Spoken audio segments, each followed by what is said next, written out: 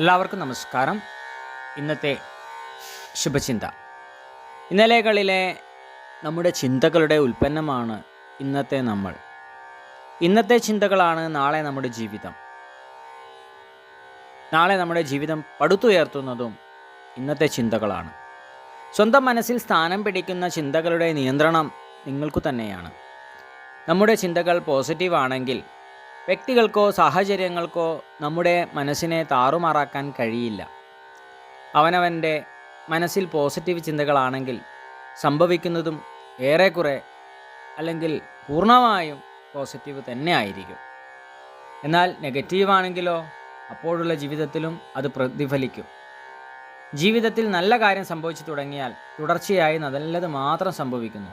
എന്നാൽ അത് തകർച്ചയിലാണെങ്കിൽ പിന്നെ മാലപ്പടക്കം പോലെ ജീവിതത്തിൽ തകർച്ചകൾ വന്നുകൊണ്ടിരിക്കും. എല്ലാവർക്കും നന്മകളുണ്ടാകട്ടെ.